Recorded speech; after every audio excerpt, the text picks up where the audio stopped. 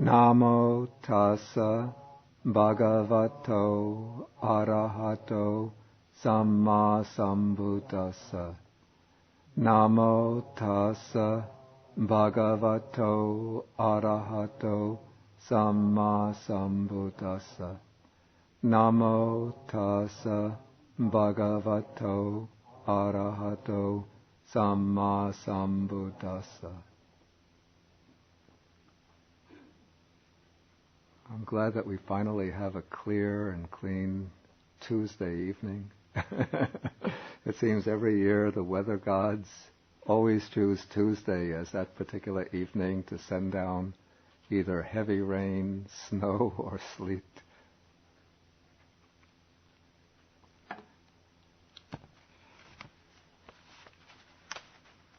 Okay, we are still in Majjhima Nikāya number 10, the Satipaṭṭhāna Sutta. And we are in the section on Dhammanupassana, that's the contemplation of phenomena. In the subsection on the 5 aggregates, this is on page 152, section 38, and everybody should have the chart on the 5 aggregates. I gave it out last time. We had a few more copies made in case there are any newcomers or anybody didn't bring it. And last time I went through and I explained each of the aggregates individually along with its characteristic, the contents, and I just mentioned the simile. And one impression that the kind of explanation I gave last time, one impression that some people might get from that type of explanation is that the aggregates take place on different occasions of experience. One might think, okay, that form, the body, is always present, but one might think sometimes there's a feeling, sometimes there's a perception, sometimes there's a volitional formation. But actually, this is not the case at all. But on every occasion of experience, all 5 aggregates are present. So whenever one sees any object, any form, hears any sound, smells anything, tastes any flavor, feels any touch sensation, thinks any thought, imagines anything with the imagination, on all of those different occasions, there are present all of these 5 aggregates. On one occasion or another, one or another of these 3 middle aggregates might be more prominent. The other 2 aggregates their functions might be somewhat secondary. But the Buddha's texts, the suttas, show that the 5 aggregates are always bound up together inseparably. So one qualification that has to be made to this, though it's not of much practical relevance to us. In certain realms called the formless realms, the arupa dhatu, in those realms there is no form aggregate. Those are the realms reached through very high levels of meditation, through meditative samadhi. Through the power of that samadhi, the form aggregate is left behind and the consciousness just dwells together with the other 3 mental aggregates. But in ordinary human experience, we always have bodily form, that is our body. Then, based upon the body, some consciousness will arise through one or another of the sense faculties or it can be a purely internal state of consciousness. For example, when thinking about something, remembering, reflecting, judging. And in association with any of those types of consciousness, whether it be a sense consciousness or a mental consciousness, there will be some feeling, either pleasant feeling, painful feeling, neutral feeling. There will be some perception, that is, that mental function of knowing the particular quality or feature of the object. And there will be some, usually it's a bundle of different volitional formations, a whole flock of many different volitional formations regarding that object. And of those different many volitional formations, the most important is the one called volition, cetana.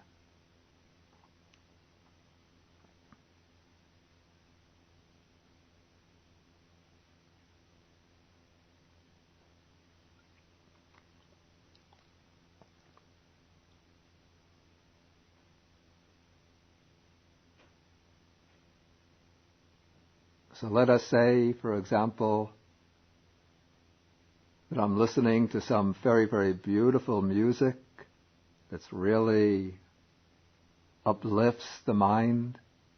In that occasion, the aggregate of feeling might be most prominent, because one is really blissing out on this ecstatic, rapturous, over this very beautiful music.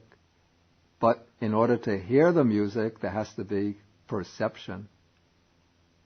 And even though volition here will be somewhat subordinate, but there will be some volition, at least the intention of continuing to go on and listen to the music.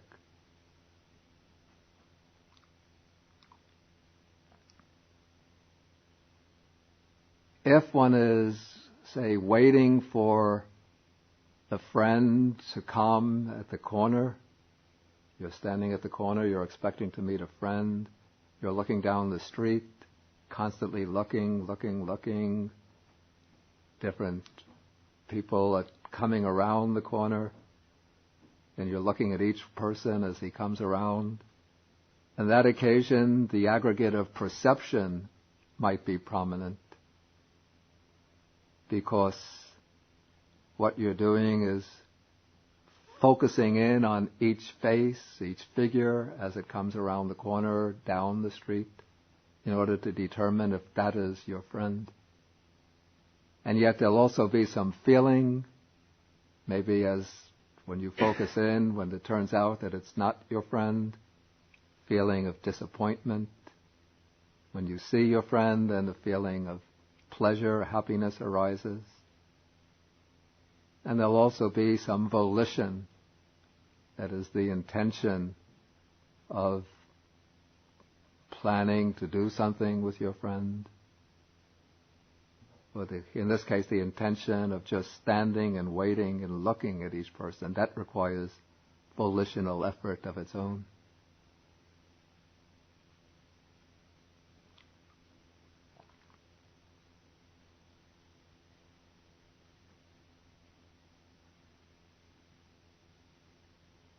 Okay, and suppose you have to build a house or complete some project, write a software program,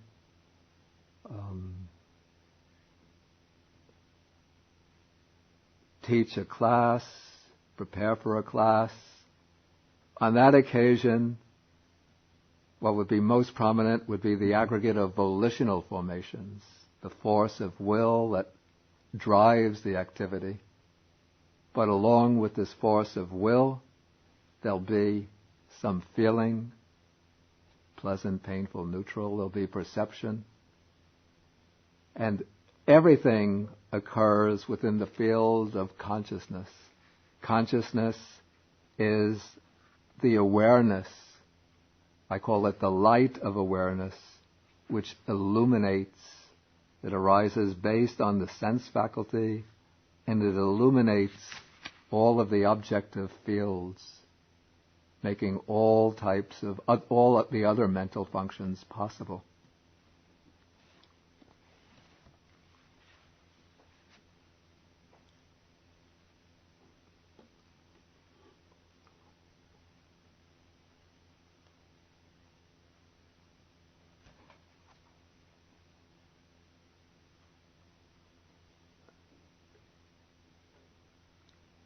Okay, so now we are back into paragraph 38. And I've been explaining the passage that goes, here a bhikkhu, a monk, understands such is material form. I haven't yet come to such its origin, such its disappearance, but just such is feeling, such is perception, such are the formations, such is consciousness. But now we come to origin and disappearance, to understand the arising and passing away of the five aggregates. And that takes us back to the table where we have the condition. Because there's two ways to understand origin and passing away. One of these we call the origin and passing away through conditions, and the other is called the origin and passing away simply through the characteristic of impermanence. To understand the origin and passing away through conditions, we have to investigate and to understand the conditions for the five aggregates, how each of the aggregates arises through certain conditions. Some of these conditions are common conditions to all five aggregates, and some are specific or particular prominent conditions for a particular aggregate. So, in the case of the aggregate of material form, the prominent condition, according to the suttas, is nutriment. This is in Pali, this is ahara.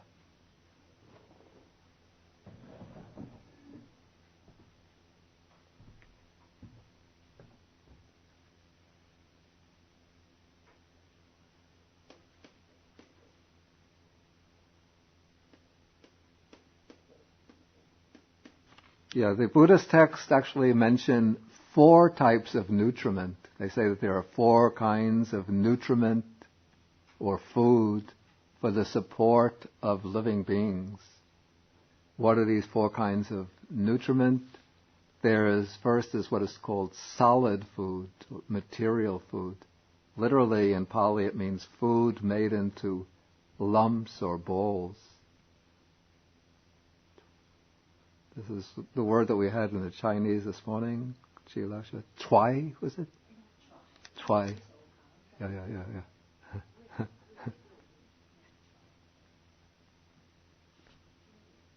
Yeah.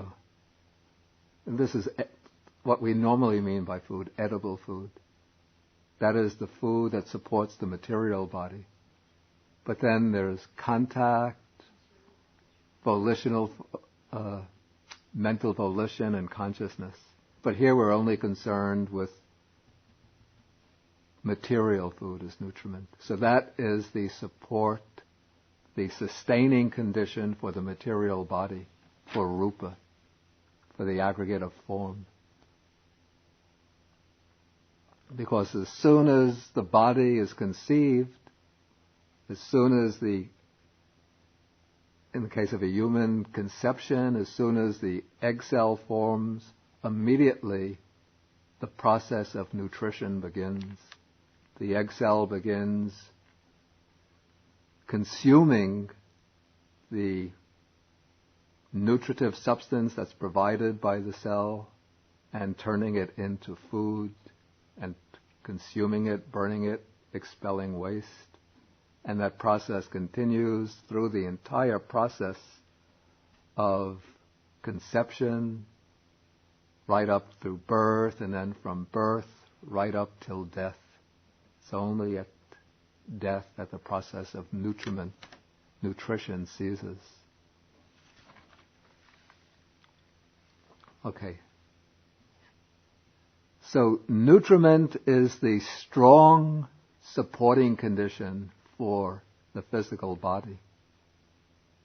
And when the mind becomes very subtle, especially through sustained mindfulness meditation, then right after one eats a meal, one could actually feel how, in the course of the digestive process, how the energy of the food is passing through the whole body and being burned up and turned into energy, which is flowing through the entire body.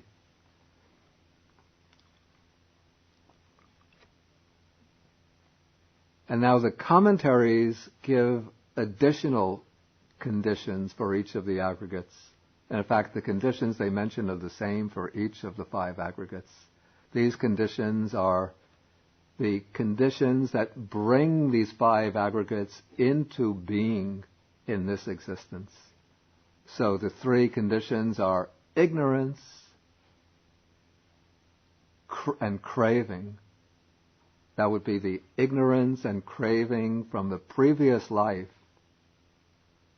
And it's through that ignorance and craving from a previous life that the stream of consciousness has come into this life and taken a particular form.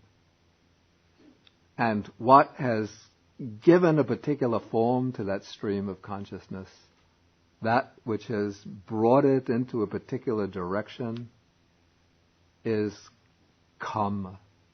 And so karma is a third condition for each of these 5 aggregates.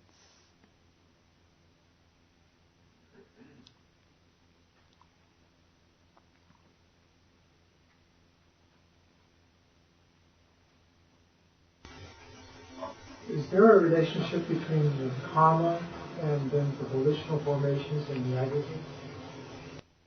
It's a good question, but let me go through and finish, and then when I ask for questions, then please ask that.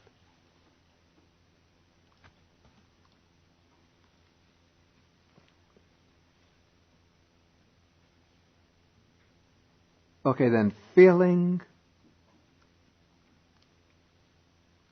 The decisive condition for feeling, strong supporting condition for feeling, is something called contact. Now, what is contact? Contact is the coming together, the meeting of 3 things. It's the meeting of a sense object, sense faculty, and the corresponding type of consciousness. Or I would rephrase this and say, it's the meeting of consciousness with the object through the sense faculty. The sense faculty is a door. We call them dwara, the doors, through which through which consciousness goes out to meet the 6 sense objects. We speak metaphorically even of the mental objects as being outside. Or we can say the 6 sense faculties are the doors through which the 6 sense objects come inside in order to meet the 6 types of consciousness. So, when they meet, when the sense object comes through the door and meets with the consciousness, then they're introduced and they shake hands. And when they shake hands, they touch, and that touching is contact. So contact.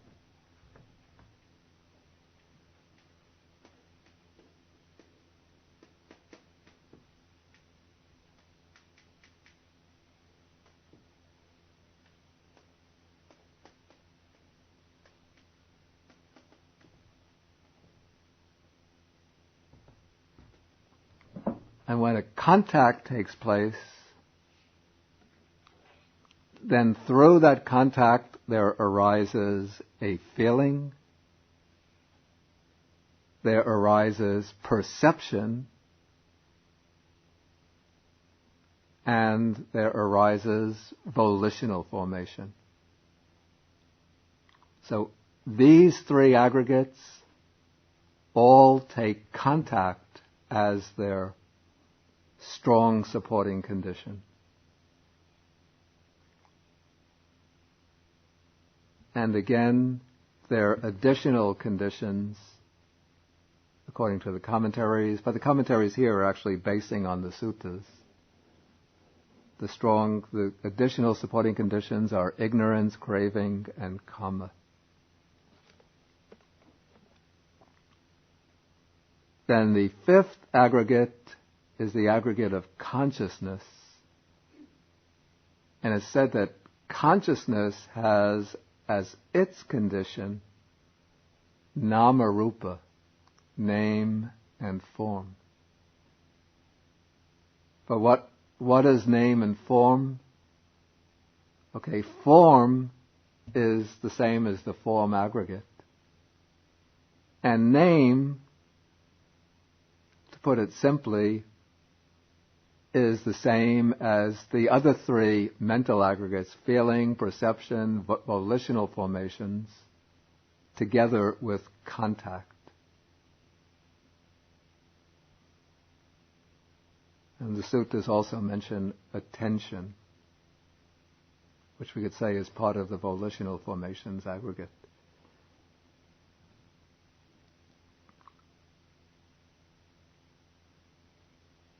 Okay, and this is because consciousness depends upon a physical organism, the body, with its sense faculties.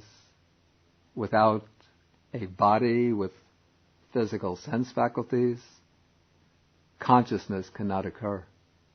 Consciousness does not occur on its own out in the blue, except in the formless realms, but we're not concerned with them.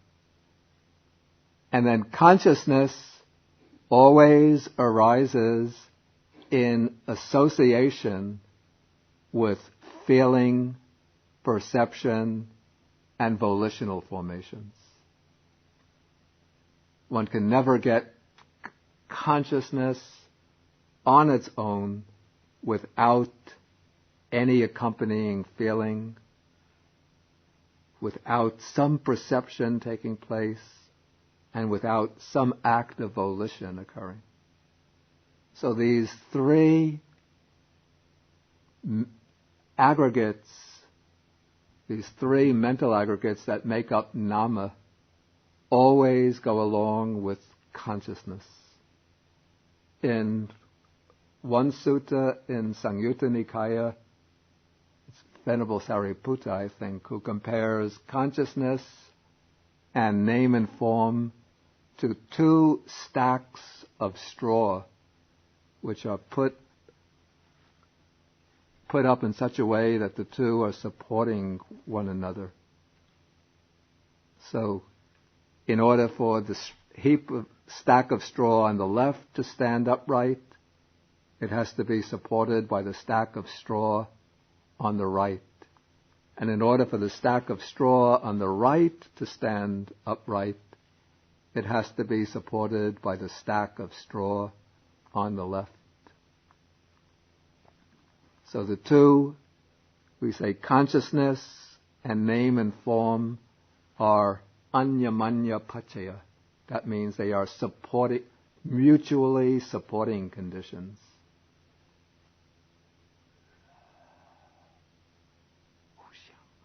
Hu xiang yuan.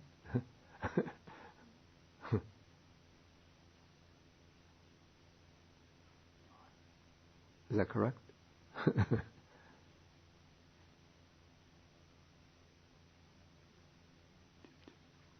Hu xiang chu chang. Chu chang.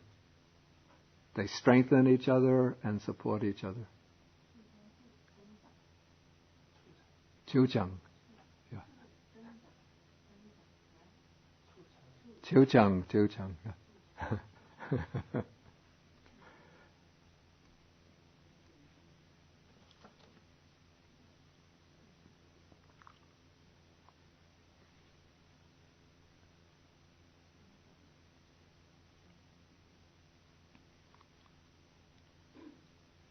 And then where does this consciousness come from? It comes because there has been ignorance in the previous existence and craving for a new existence. That ignorance and craving combined have brought the stream of consciousness from the past life into the new life, and the particular mode in which consciousness arises, the particular form that it takes, the particular mode that it takes, particular direction that it takes, that is governed by karma. Okay, so these are the conditions for the arising of the five aggregates. And when these conditions cease, then the aggregates that depend upon them also cease. From a moment to moment, one could see that when a particular contact ceases, then the feeling, perception, volitional formations that depend upon that contact also cease.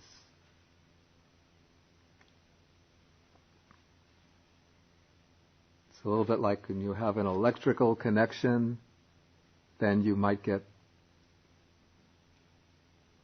say, the sound coming through the radio. But if the plug comes out from the wall, then the sound will not come out of the radio. So as long as there is that particular contact, then you get the particular feeling, perception, volitional formations. If that contact ceases, then that feeling, perception, volitional formation cease. With the case of bodily form, if it doesn't get nutriment, if it doesn't get food, the body will get thinner and thinner and thinner till it will die. But actually at every moment, this is just in a general way, but at every moment the body is always consuming the food, and the particular cells that make up the body are always arising again and again as they get more food and perishing, replaced by new cells. And then consciousness itself, from moment to moment, is always arising and passing away in association with name and form, with all of the mental aggregates and the particular bodily structures that it depends on. And so this takes us into what I call the characteristic of impermanence aspect of arising and passing away. Here we go from the conditions. We're not observing arising and passing away through the conditions, but simply attending to the fact of the arising and passing, the bare arising and passing of bodily and mental phenomena. So here the monk is now, when he's understanding origin and disappearance, he is seeing how forms, material phenomena in the body are constantly originating and passing away, vanishing. How feelings, perceptions, formations are constantly arising and passing away. How consciousness is constantly arising and passing away. And as the faculty, now this is within the context of developing or contemplating mental phenomena or phenomena as a Satipaṭṭhāna, a foundation of mindfulness.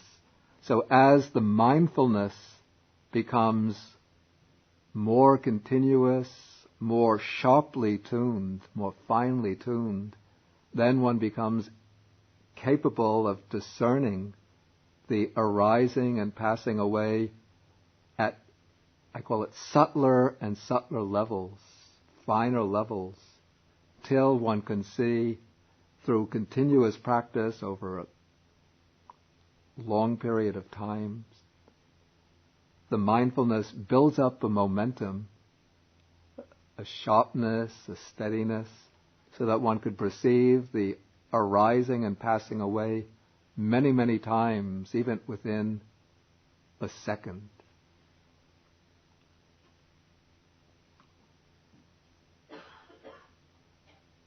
Okay, so in this way, he dwells contemplating mind objects, or like, let's use the new translation, phenomena as phenomena internally, externally, and both internally and externally. Usually one would be contemplating one's own 5 aggregates, but from time to time one will be turning outwards and just reflecting temporarily on the fact that other beings too are made up of the same 5 aggregates. And then from time to time one alternates quickly back and forth between oneself and others, also made up of these same 5 aggregates. Then one abides contemplating in mind in the phenomena, their nature of arising, their nature of vanishing, their nature of both arising and vanishing, or else mindfulness that there are phenomena is simply established in him to the extent necessary for bare knowledge and mindfulness, and he dwells independent, not clinging to anything in the world.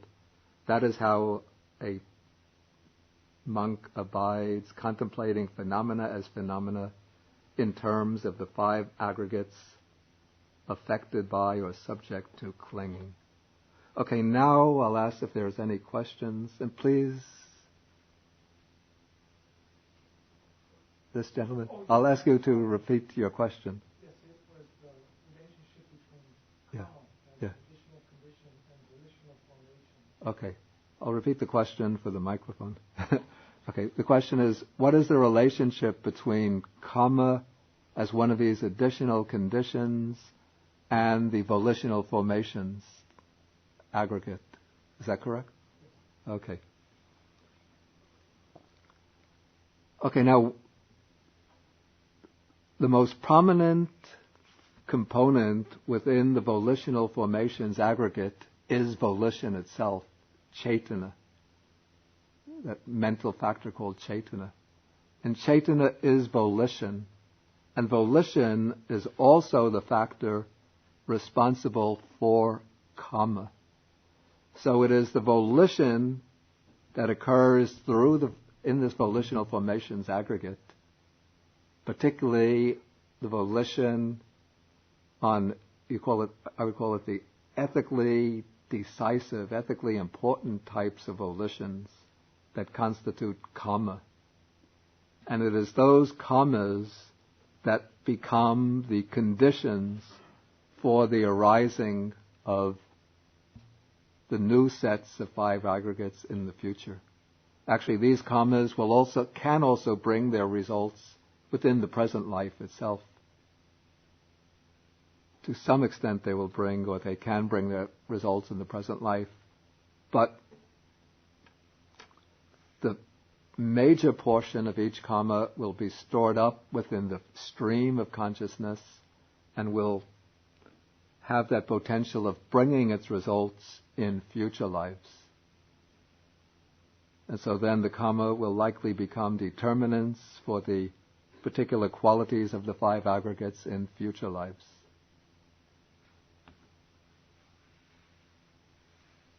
Yes, Georgia? Bhante, I'm a little uncertain about consciousness as an aggregate, when consciousness is the thing that drives us on to the next life. Yeah. It seems to me it's an aggregate that never goes away. Is that true, or are we talking about different modes of consciousness? Yeah, that's an interesting question. Okay, just to repeat the question for the sake of the recorders.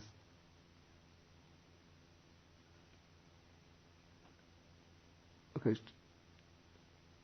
It seems she says that she's a little uncertain about the nature of consciousness. It seems like consciousness is an aggregate that never goes away. Okay, now there's 6 classes of consciousness. Certainly the 5 types of sensory consciousness: visual consciousness, hearing consciousness, nose consciousness, tasting consciousness, touching consciousness, are not the consciousnesses involved in the rebirth process, but it is a type of mind consciousness. And now the mind consciousness, it seems, has 2 aspects to it. One aspect is the active aspect, where its function is to process mental data, to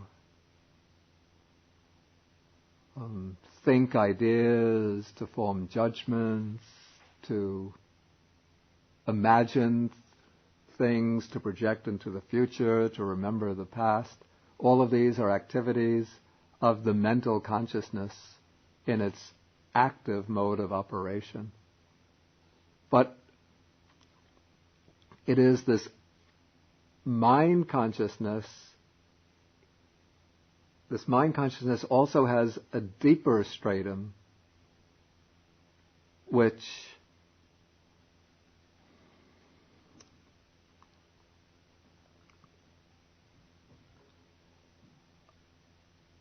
you might call this the connecting stratum of consciousness. I would say that this deeper stratum of the mind consciousness, I'm speaking somewhat metaphorically here, is what preserves the impressions of all the experiences that we undergo, that preserves the karmic impressions of all of the actions that we perform. And this consciousness, it's always changing. It's not like a permanent soul. So it's always arising and passing with each moment of active consciousness. But what happens when death takes place, this is the way I would understand it, the active consciousness cease operating and their functions come to an end, but the stream of consciousness still continues to flow, and it is now just that deep stratum, underlying stratum. We call it the subliminal consciousness, the quiet flow of the reservoir consciousness, which is just flowing on, arising and passing, and that is what flows on to a new mode of existence.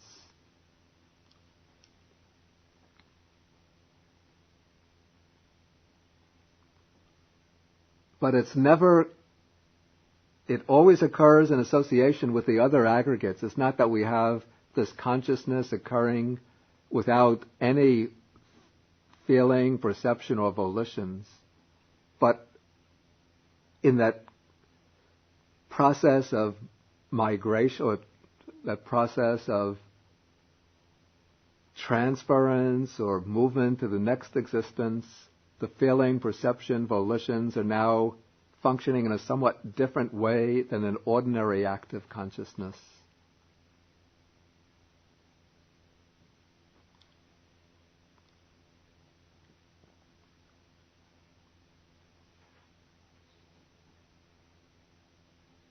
So it's a different let's say, a different mode of operation from ordinary active mind consciousness, but it is still a type of mind consciousness functioning in association with the other aggregates. And I should say, this is the way I interpret it. In the suttas themselves, the issue is not really dealt with elaborately in any kind of theoretical way. The only point that is made is that consciousness goes on from life to life, driven by ignorance, craving, and kama. And it's pretty much left at that level. Then the different Buddhist schools have used different theoretical models for trying to explain how consciousness moves on from life to life. Some have a teaching of an intermediate state in which consciousness is somewhat disembodied and functioning outside the 5 realms of existence. Others have a theory of instantaneous rebirth. So basically, it's the active consciousness that is the aggregate. They would all fall into the aggregate of consciousness. Even that passive consciousness that is flowing on, governing the process of rebirth. It's still part of the aggregate of consciousness. It's just that its function is different from the function of the consciousness when it is in an active mode. But it still has to belong to the aggregate of consciousness.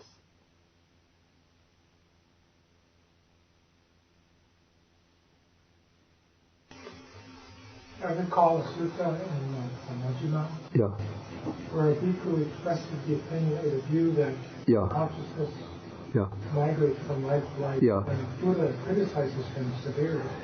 The view that he advances is not that consciousness migrates from life to life, but it's the view that it is that same consciousness that migrates from life to life.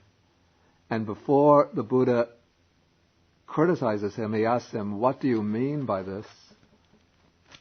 And he says, if you want to check for yourself, it's Sutta number 38.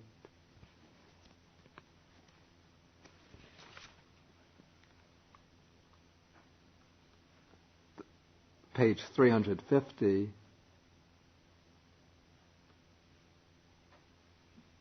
The Buddha then says, when he says, as I understand the Dharma taught by the Blessed One, it is the same consciousness that wanders through the round of rebirths, not another. Then the Buddha says, what is that consciousness? And he says, it is that which speaks and feels and experiences here and there the result of good and bad actions. In other words, the Buddha is getting this monk to identify implicitly, he's identifying consciousness here as the same consciousness, a consciousness that remains as the same entity without ever changing. And it is that entity that's responsible for all these actions. But it both acts and reaps the results of action.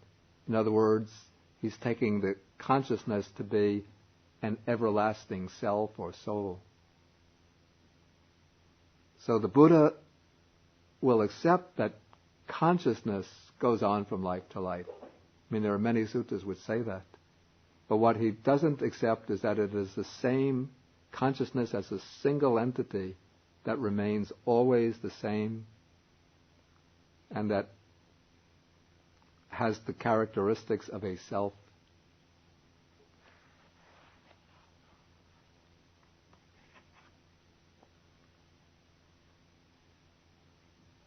Okay, I think we should go on to the next section now.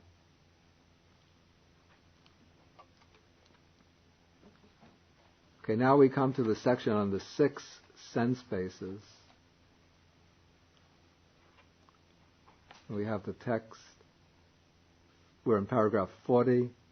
Again, bhikkhus, a bhikkhu abides contemplating phenomena as phenomena in terms of the 6 internal and external sense bases. And how does he do so? Here, a bhikkhu understands the eye, he understands forms, and he understands the fetter that arises dependent on both. And he also understands how there comes to be the arising of the unarisen fetter, and how there comes to be the abandoning of the arisen fetter, and how there comes to be the future non-arising of the abandoned fetter. The same with the ear and sounds, the nose and odors, the tongue and flavors or tastes, the body and tangible objects, the mind and mental phenomena. Again, he understands both, and he understands the fetter that arises dependent on both, and he also understands how there comes to be the arising of the unarisen fetter, how there comes to be the abandoning of the arisen fetter, and how there comes to be the future non-arising of the abandoned fetter. Okay, so now this introduces us to another very important scheme in Buddhism, or in the Buddhist philosophical teaching. This is the scheme of the 6 internal and external sense bases. And this scheme, we could say, it's complementary to the 5 aggregates. The 5 aggregates give us one perspective on experience. I sometimes say the 5 aggregates are a way of looking at experience. It's as if we were taking is it vertical or horizontal? The 5 aggregates is vertical. 5 aggregates is horizontal. Then the 6 sense bases give us the vertical perspective. The 2 are complementary.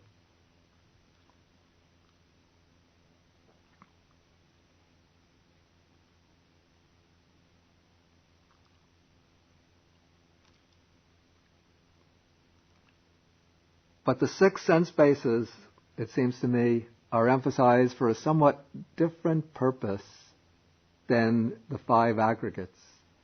The 5 aggregates are emphasized in the Buddha's teaching on insight because the 5 aggregates are the main, I call it the main area in which views of self arise and become established. When views of self are formulated, they're usually formulated in terms of form, feeling, perception, volitional formations, or consciousness. And so the Buddha has collected all of these different ways of expressing views of self and established this scheme of the 5 aggregates. But now the scheme of the 6 sense bases is expounded because one of the objectives of the Buddha's teaching is to overcome craving. The Buddha teaches that craving is the root cause or origin of suffering. This is in the formula for the 4 Noble Truths. And where does craving arise? How does craving arise? The formula for dependent origination shows that craving arises in relation to the feeling, and feeling arises through contact that takes place at the 6 sense bases. So in order to overcome craving, one has to practice first restraint of the senses, and then to go even more deeply in overcoming craving, one has to develop insight into the actual nature of the 6 sense bases, their objects, and all the phenomena that arise through the 6 senses. There's a very nice little sutta that occurs in the connected discourses on the 6 sense bases. the Salayatana Samyutta, the Buddha says, without directly and knowing the all, everything, it is impossible to eliminate, to overcome suffering. And what is that all? Without directly knowing, without fully understanding, which one cannot eliminate suffering. It is without directly knowing, without fully understanding the I, forms, I consciousness, eye contact, and the feeling that arises through eye contact. It is without directly knowing, without fully understanding the ear, the nose, the tongue, the body, the mind, without directly knowing mental phenomena, mind consciousness, mind contact, and the feeling that arises through mind contact. But, the Buddha says, by directly knowing the all, by fully understanding the all, it is possible to abandon suffering. And then he says one has to directly know, fully understand the I, forms, eye consciousness, ear, nose, tongue, body, and so on.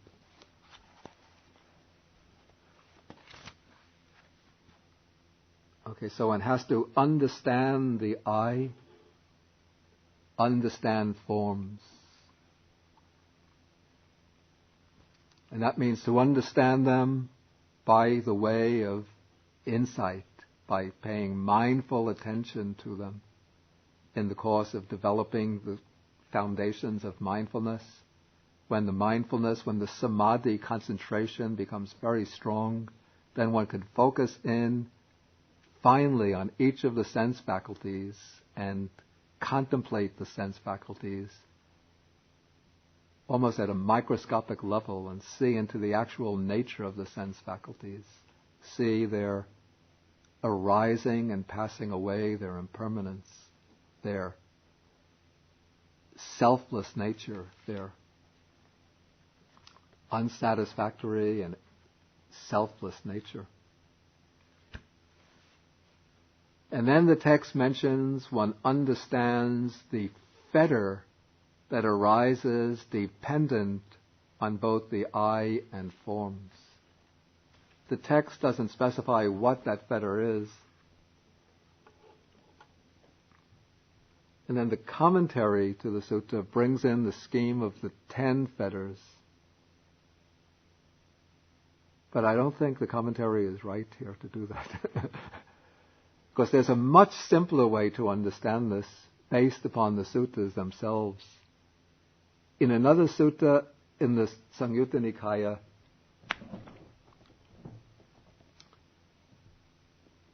in a discussion, I think it's Venerable Sariputta and Mahakotita, a discussion, they speak about the question, is the I the fetter of forms, or are forms the fetter of the I? There are different opinions about this. And then Venerable Sariputta says it's not the case that the I is the fetter of forms, or the form is the fetter of the I, but rather it is the chandaraga, that is the desire and lust, or in other words, it is the craving that arises dependent on both, that is the fetter in this case. Then he uses a very beautiful simile. He says, suppose we have a black bull and a white bull joined together by a yoke.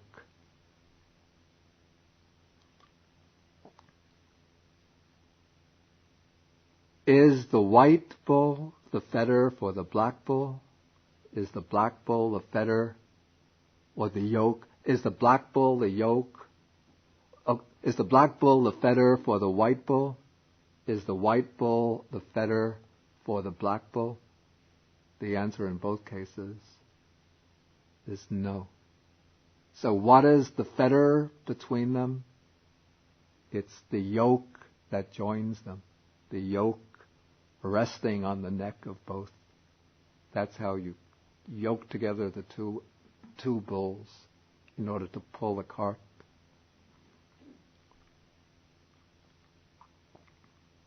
Nowadays we don't see bulls on the streets, or maybe only on farms. But in Asia, even in the streets of Colombo, you see the two oxen going down, two oxen going down the streets with a heavy fetter on their necks. But I haven't seen a black one and a white one yoked together yet. Okay, so the simple way to explain what is the fetter here is to take it to be craving or desire and lust that joins together the I and forms, and that keeps them bound together. Another way is to explain, a little more elaborate, to explain the fetter in terms of three types of feeling. Of course, through each of the senses there will arise pleasant feeling, painful feeling, and neutral feeling. So here I would refer to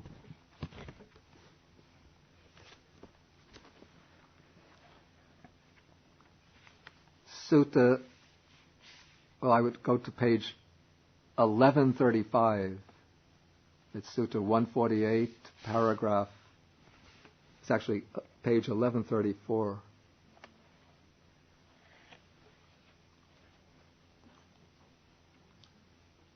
It's Sutta number 148, paragraph 28.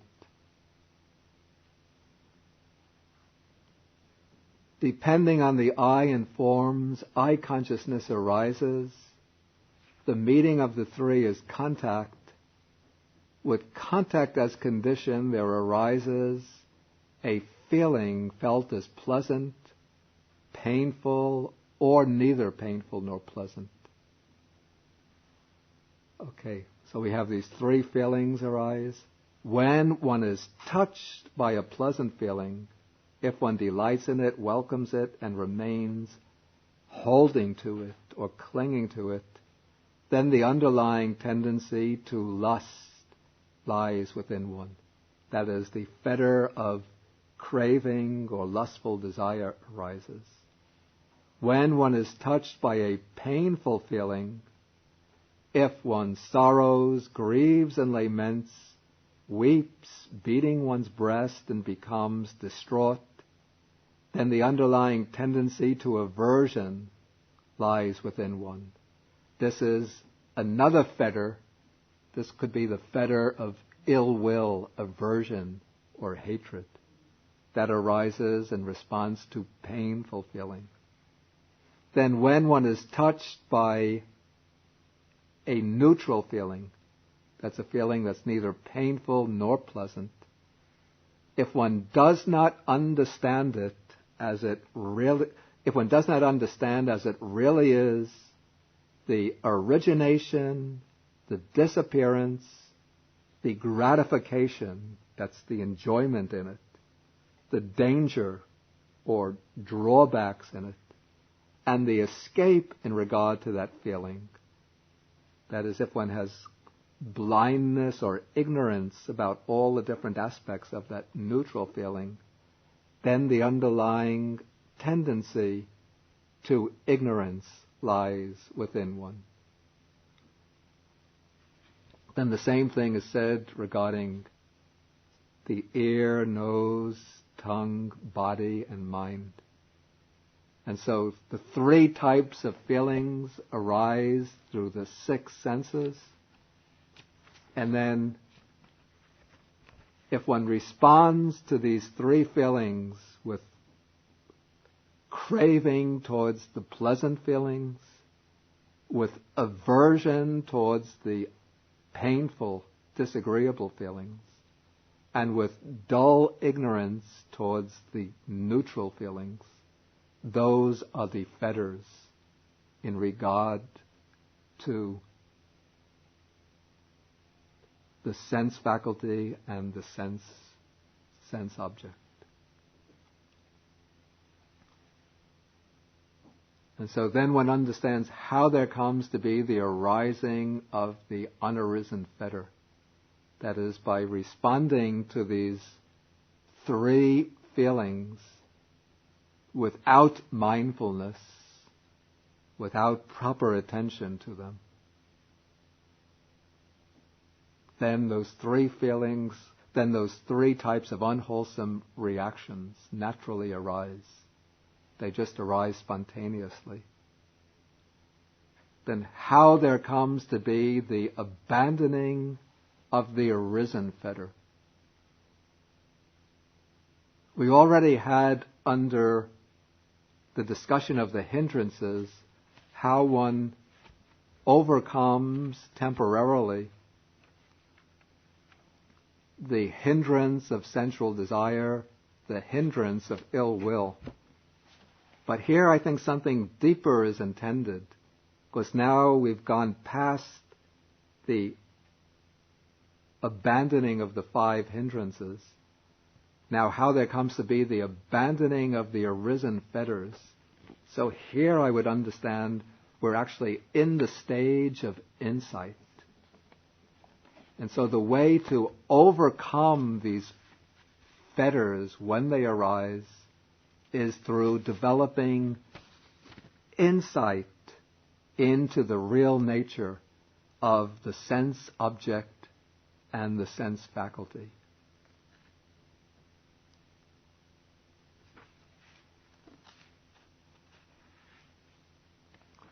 An interesting sutta which sheds some light on this is the Mahasalayatanika Sutta. This is Sutta number 149 in the Middle Length Discourses. It's on page 1137.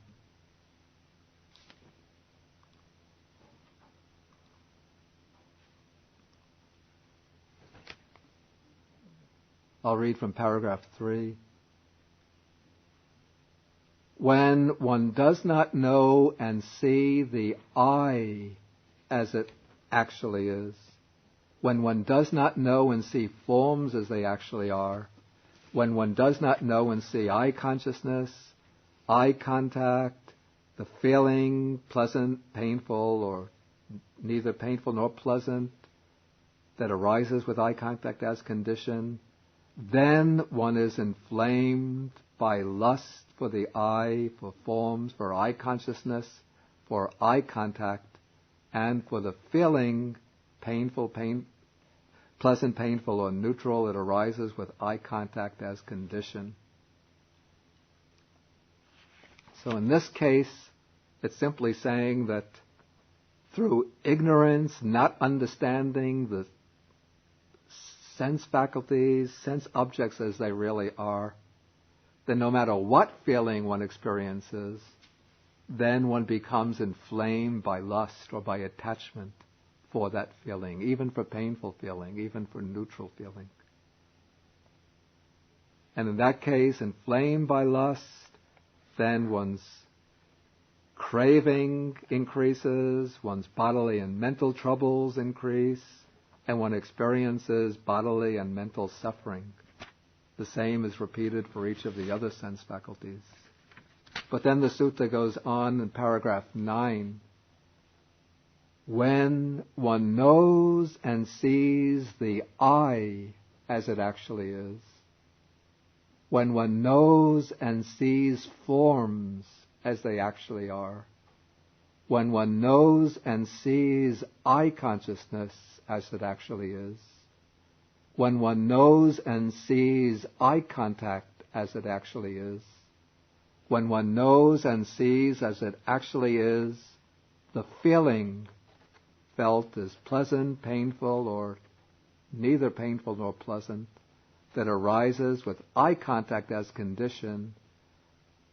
In other words, when one is gaining insight into the nature of this whole process of experiencing through all the six sense faculties, in this case the eye faculty, then one is not inflamed by lust for the eye, by lust for forms, for eye consciousness, for eye contact, for the feeling, pleasant, painful, or neutral, that arises with eye contact as condition.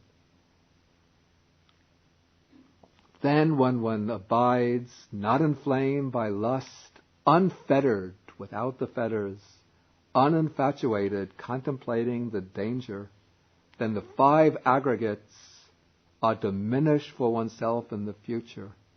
One's craving is abandoned, one's bodily and mental troubles are abandoned, one's bodily and mental torments are abandoned, one's bodily and mental fevers are abandoned, and one experiences bodily and mental pleasure.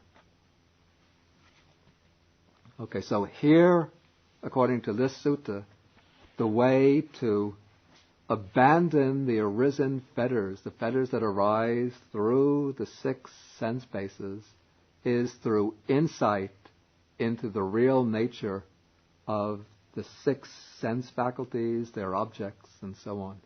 And that means to see them impermanent, dukkha, bound up with suffering, anatta, not self, not mine, not I. Then when one develops this insight to the very depths, then the fetters are abandoned, cut off at the root, so that they cannot arise again in the future. And so the same pattern can be developed in regard to any of the 6 sense bases, and in this way he dwells contemplating mental phenomena as mental phenomena.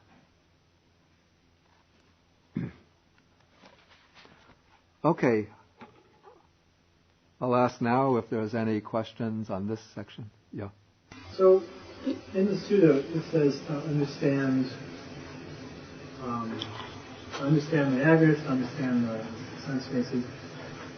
I'm getting the feeling that word understand is not just, okay, you've explained it.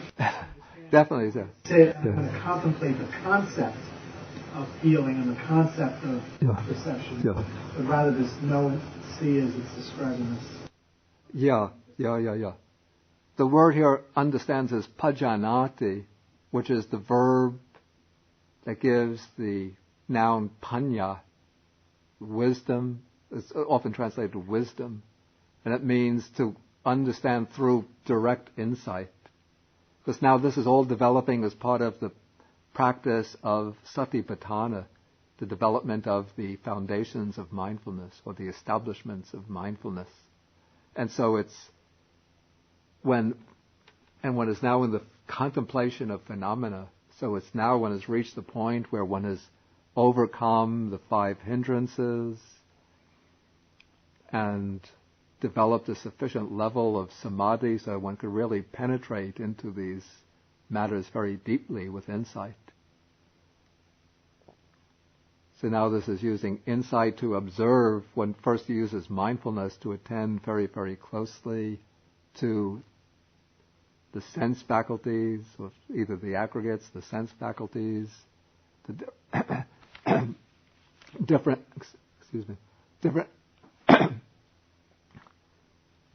the different aspects of experience that arise through the sense faculties.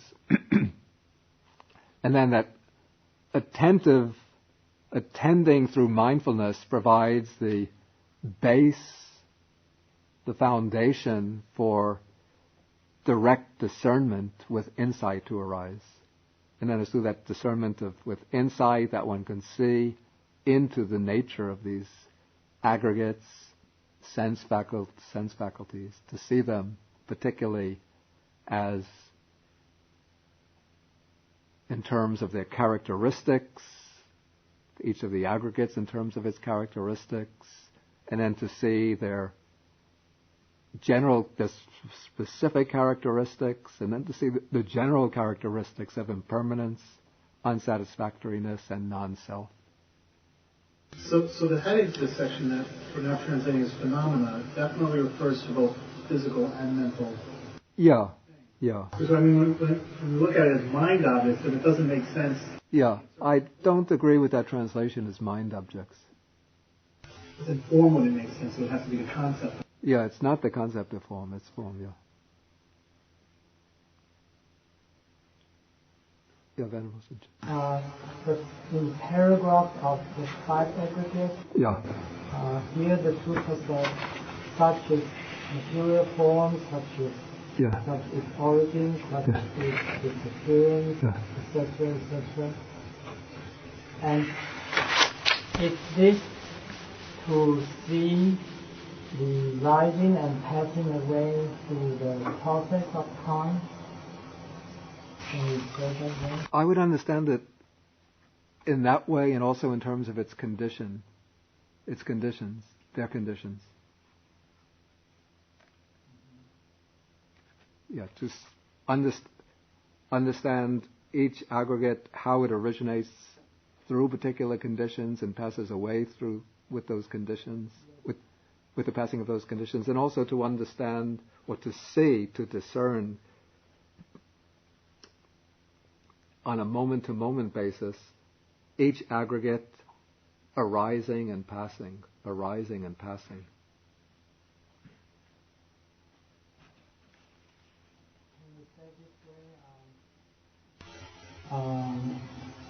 Through the flow of time, it rises and passes, it rises and passes. But in that, for example, to see in a static way, for the 5 aggregates to be there is these kinds of conditions.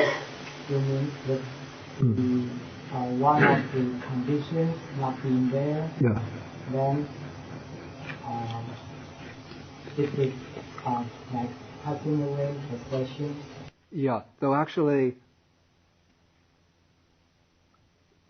the conditions for any of the aggregates are always there.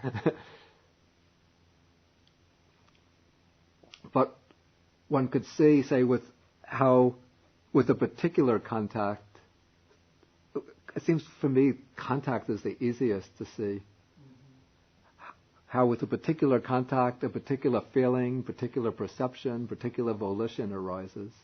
Then when that contact stops, then that feeling, that perception, that volition stopped. With form, it's a little difficult unless one tries stopping oneself. Because the body exists with the support of food or nutriment. And with consciousness and name and form are always present, and it's difficult to see the ceasing of name and form in their entirety. But contacts, one could see, particular contacts one could see stopping, breaking, and then with that break of the contact one could see a feeling, perception, volition stop.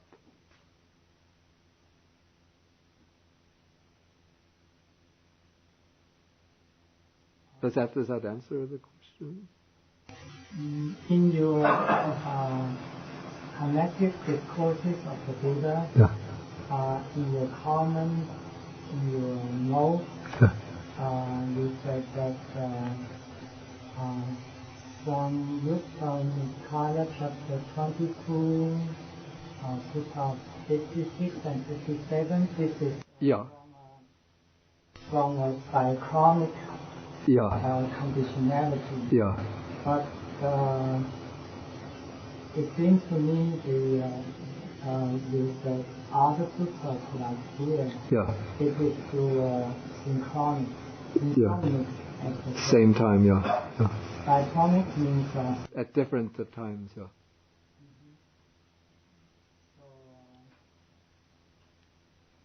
Maybe if I said that, it seems not to be quite correct, because at one time of contact takes place, and with that contact, at the same time there arises the feeling, perception, the volition. That's from a synchronic perspective. Yeah. What would be diachronic would be how, that means at different times, how ignorance and craving and karma condition the aggregates at a later time. But contact certainly is a condition for feeling, perception, volitions. I would say is synchronic at the same time. I'll have to check and see what I wrote there. It's not a common word. Yeah. I'll have to check on that, then we can discuss later. I just want to get David had a question back. Yeah, I just wanted to ask about consciousness. I imagine Nirvana would not be a state of consciousness. No, it's not. Nirvana is not a state of consciousness.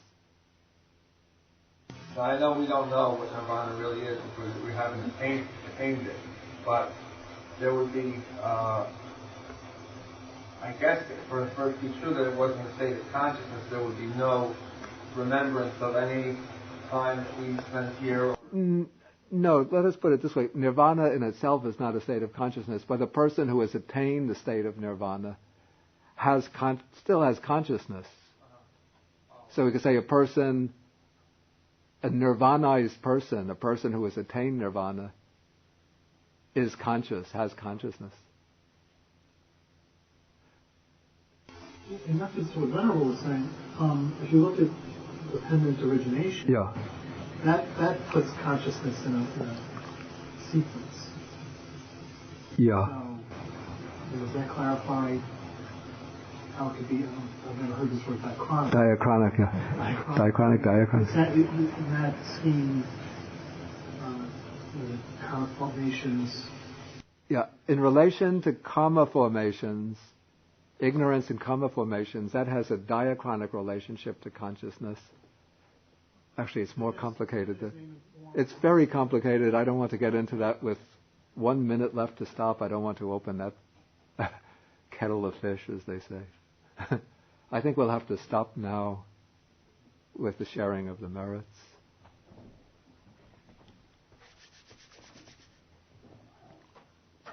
Okay, we share the merits with the Devas, the Bhutas, and with all sentient beings. And also with the Nagas, asking them to rejoice in the merits. Akasata chabumata deva naga mahitika punyantang anumoditva chirang rakantu sasanang. Akasata chabumata deva naga mahitika punyantang anumoditva chirang rakantu desanang.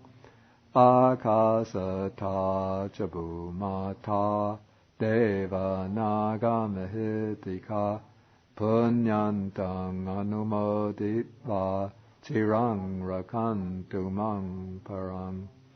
Etavata cha amhehi sampadang punya sampadang sabbe deva anumodantu sabba sampati siddhya.